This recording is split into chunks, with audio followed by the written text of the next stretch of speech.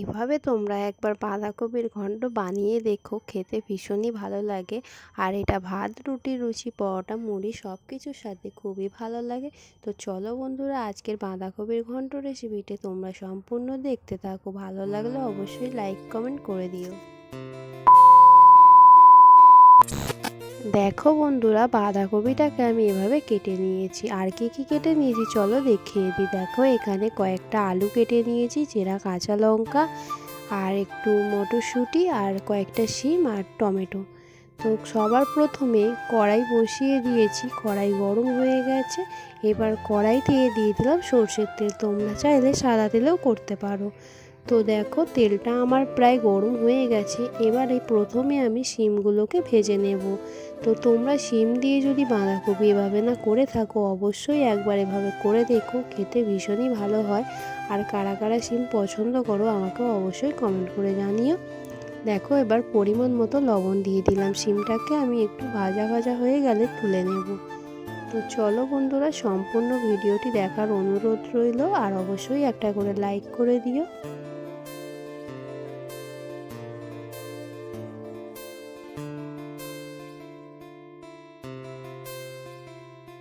শিমটা আমার ভাজা হয়ে গেছে। এবারে শিমগুলোকে আমি একটা পাত্রের মধ্যে তুলে নিলাম। দেখো এবারে টমেটোটাকে আমি একটু ভেজে নেব। তো এভাবে টমেটো একবার ভেজে দিয়ে দেখবে, খেতে খুবই ভালো লাগে, আলাদা একটা ফ্লেভার আসে। তো দেখো টমেটোটাও আমার ভাজা হয়ে গেছে। এবার টমেটোটাকেও আমি এবারে তুলে নিলাম। দেখো শিম আর টমেটোটা তুলে নিয়েছি। এবারে মটরশুঁটিগুলোকে হালকা করে ভেজে নেব। তো মটরশুঁটিগুলো দিয়ে দিয়েছি। তো দেওয়ার পরে মটরশুঁটিগুলোকেও আমি হালকা করে ভেজে নেব। তো আমার নতুন পুরানো পুরো সব বন্ধুদের অনেক অনেক ভালোবাসা আমার পাশে থাকার জন্য। তোমরা এভাবে সাপোর্ট করো, আমি তোমাদের পাশে ছিলাম, আছি, থাকবো। তো দেখো সব কিছু আমার ভেজে নেওয়া কমপ্লিট হয়ে গেছে। এবার কড়াইতে আমি আরও কিছুটা পরিমাণে তেল দিয়ে ভুলে গেছি। Hi friend, welcome to my channel Barnali kitchen আর লাইফস্টাইল ব্লগে। সবাইকে অনেক অনেক ভালোবাসা। সবাই কেমন আছো? আশা করছি সবাই খুব ভালো আছে, আমিও খুব ভালো আছি। দেখো এবার তেল গরম হয়ে যেতে আমি 5 ফোড়ন আর তেজপাতা দিয়ে দিলাম। এই 5 ফোড়ন আর তেজপাতাটা দিয়ে একটু কিছুক্ষণ নাড়াচাড়া করে দেব। যতক্ষণ না পর্যন্ত এটা একটু ভাজা ভাজা হচ্ছে ততক্ষণ পর্যন্ত একটু নাড়াচাড়া করে নিলাম। এবারে এর মধ্যে দেখো কেটে রাখা আলুগুলো দিয়ে দিলাম। আলুগুলো দেওয়ার পর আলুগুলোকে আমি একটু ভালো করে কিছুক্ষণ ধরে লাল লাল করে ভেজে নেব। তো বন্ধুরা, তোমরা সাথে থাকো, পাশে থাকো, আর এভাবে সাপোর্ট করো। তোমরা ভালোবাসা দিলে তবেই আমি এগিয়ে যেতে পারবো। তো যদি কোনো নতুন বন্ধু আমার ভিডিওটি দেখে থাকো, অবশ্যই চ্যানেলটি সাবস্ক্রাইব করে পাশে থাকা বেল আইকনটি ক্লিক করে রেখো। আর সবাইকে অনেক অনেক ভালোবাসা। তো দেখো আলুটা ভাজা ভাজা হয়ে এসছে, আমি পরিমাণ মতো লবণ দিয়ে দিলাম। দিয়ে এবারে একটু ভালো করে ভেজে নেব। তো এইভাবে বাঁধাকপির ঘন্ট একবার বানিয়ে দেখো, আশা করছি তোমাদের খেতেও ভীষণ ভালো লাগবে। তো দেখো আলুটা আমার প্রায় লাল লাল করে ভাজা হয়ে গেছে। এর মধ্যে আমি চেরা কাঁচা লঙ্কাটা দিয়ে দিলাম।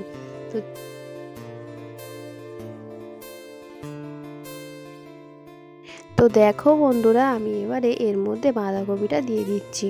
তো বাঁধাকপিগুলো আমি প্রথমে কিছুটা দেব, দিয়ে একটু নাড়াচাড়া করে নিয়ে তারপরে বাদবাকিটা দেব।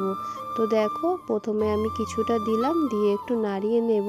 নিলে একটু কমে আসলে আমি বাদবাকি বাঁধাকপিগুলো আবার এর মধ্যে দিয়ে দেব।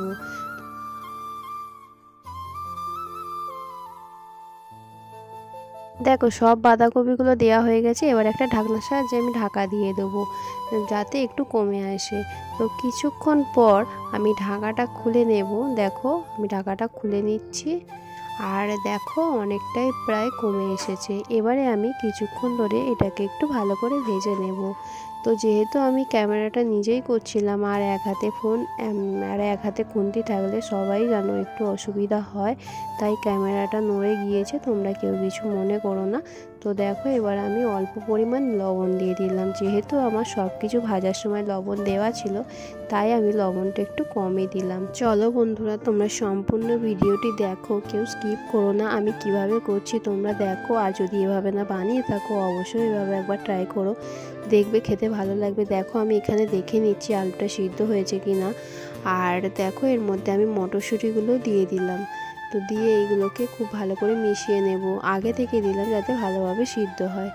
আর আমার বাঁধাকপি সিদ্ধ করা বা ভাপানো যেটাকেই বলো, আমার ওরকমভাবে করলে ভালো লাগে না, বাঁধাকপি এভাবেই আমার ভালো লাগে। তাই দেখো এর সঙ্গে খুব ভালো করে মিশিয়ে নিলাম। আর এটা একটু টাইম লাগে কিন্তু খেতে ভীষণ ভালো লাগে। তো চলো আমি এখানে মশলা দিয়ে দিচ্ছি। দেখো 1.5 চামচ হলুদ গুঁড়ো, আর দেবো আর এক চামচ লাল লঙ্কার গুঁড়ো দিয়ে খুব ভালো করে এটা আমি মিক্সড করে নেব।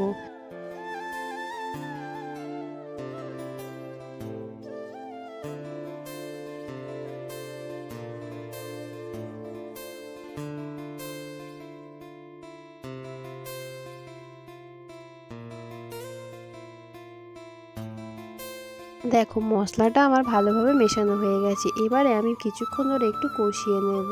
তো বাঁধাকপি খেতে কার কার কে কে পছন্দ করো অবশ্যই কিন্তু কমেন্ট করে জানাবে। দেখো আলুটা অনেকটাই সিদ্ধ হয়ে এসেছে, তাই আমি এতে জলটা একটু কম দেব। তো জলটা আমার দিতে লাগতো না যদি আমি শিম না দিতাম, যেহেতু শিম দিচ্ছি সেই কারণে জলটা একটু দিয়ে দেব, অল্প পরিমাণ দেব। তো দেখো আমি এখানে অল্প পরিমাণ জল দিয়ে দিচ্ছি আলুটা সিদ্ধ হওয়ার জন্য। আলুটাও যদিও অনেকটা সিদ্ধ হয়ে গেছে, তো যাই হোক শিমটা দেব সেই কারণে জলটা দিলাম।